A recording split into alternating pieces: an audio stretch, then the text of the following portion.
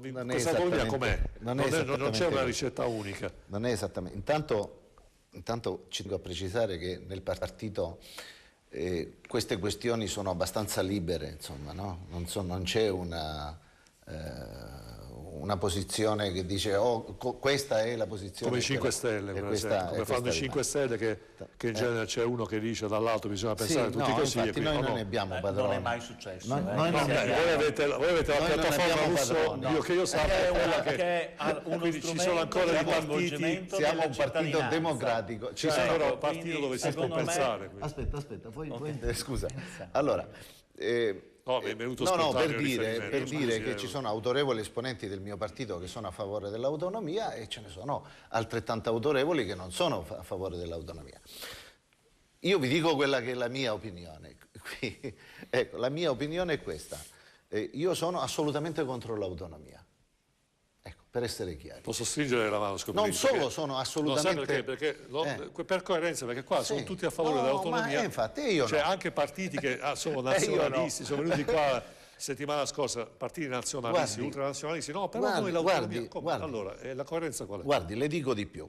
Perché? Mi dà fastidio il tipo di autonomia che stiamo perseguendo qua in Italia, mi dà ancora più fastidio l'autonomia per esempio che ricerca la Catalogna in Spagna, mi dà fastidio il concetto stesso di autonomia. Cioè, vi faccio un esempio. Allora, se vogliamo parlare di autonomia, allora sapete che vi dico che il centro storico di Padova si vuole staccare dall'Arcella.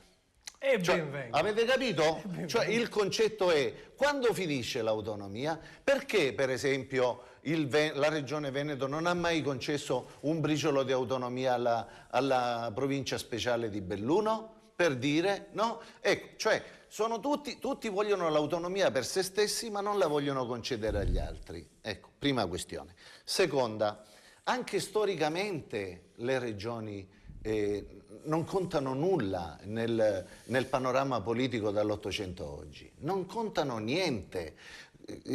Quelli che contano nel panorama politico sono i nazionalismi e casomai, se andiamo ancora indietro nella storia, è la storia dei comuni, no? Ma la regione, così come sono state poi costruite in Italia, non c'erano prima, perché un conto è la Repubblica Serenissima che arrivava fino a Bari e fino in Istria, insomma fino alla Grecia, cioè, e che abbracciava parte del Trentino, insomma era un territorio piuttosto grande, ma la regione Veneto, voglio dire, così com'è, è un'invenzione dello Stato italiano. È un'invenzione dello Stato e non ha senso che continuiamo. Anzi, sa cosa le dico? È un carrozzone. Ma aspetta, e finisco subito, per dire che questa autonomia, e ve la spiego in 30 secondi che cosa succederà. L'autonomia funziona così. In questo momento ci sono dei costi storici e dei costi standard. Allora, facciamo il caso della scuola. Il Veneto, Zaia, vuole l'autonomia per il Veneto perché ottiene dallo Stato 468 euro per ogni persona della regione Veneto. Lui vuole l'autonomia perché mira a prendere i costi standard che sono 534 euro pro capite, cioè sono 56 euro di differenza per ogni persona che moltiplicata per 5 milioni fanno 250 milioni. I ricchi vogliono i soldi da togliere ai poveri. Marco, e io sono contrario. Marco, mandiamo il contrario di quello che è il principio. Scusa, Bonire, mandiamo prima il filmato di Zaia che ci illumina sulla situazione e poi Bonire, a lei sicuramente la parola.